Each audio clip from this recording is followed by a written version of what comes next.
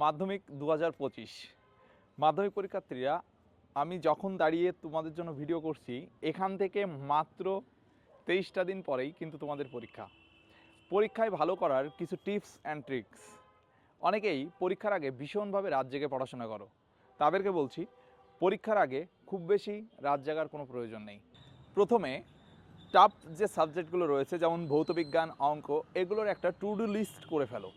প্রত্যেকটা দিন সর্বনিম্ন 2 ঘন্টা ম্যাথ এবং 1 ঘন্টা ফিজিক্যাল সায়েন্স প্র্যাকটিস করো।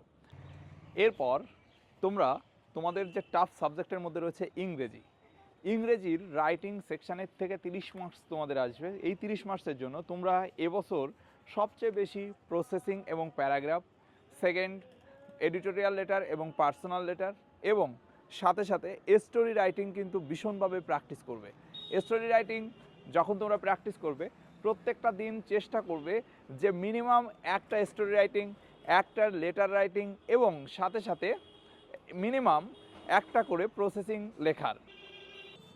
তো একটা কথা বলতে তো তোমাদের ভুলেই গেলাম, জিওগ্রাফিতে কিন্তু ম্যাপ পয়েন্টিংয়ে 10 মার্কস রয়েছে।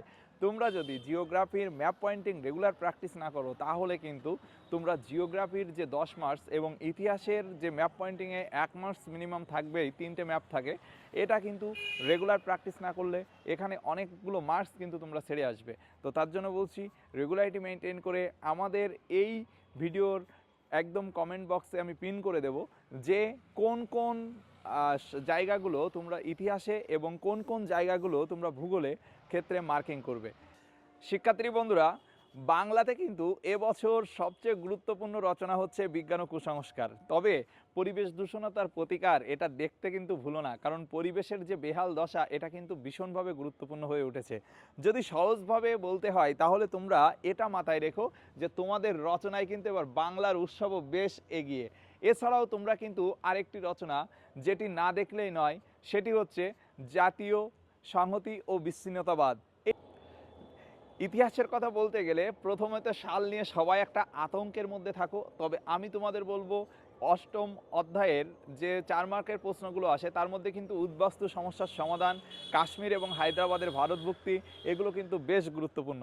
তাছাড়া তোমরা 8 মার্কসের প্রশ্ন হিসেবে প্রথম যে প্রশ্নটি পড়বে সেটা হচ্ছে লেখায় ও রেখায় জাতীয়তাবোধের বিকাশ। এছাড়াও তোমরা দেখবে রবীন্দ্রনাথের শান্তিনিকেতন ও শিক্ষা ভাবনা। এছাড়াও তোমরা যে প্রশ্নগুলো একটু ভালোভাবে দেখে যাবে তার মধ্যে কিন্তু রয়েছে এবছরের জন্য গুরুত্বপূর্ণ 1857 সালের মহাবিদ্রোহের কারণ, প্রকৃতি ও চরিত্র।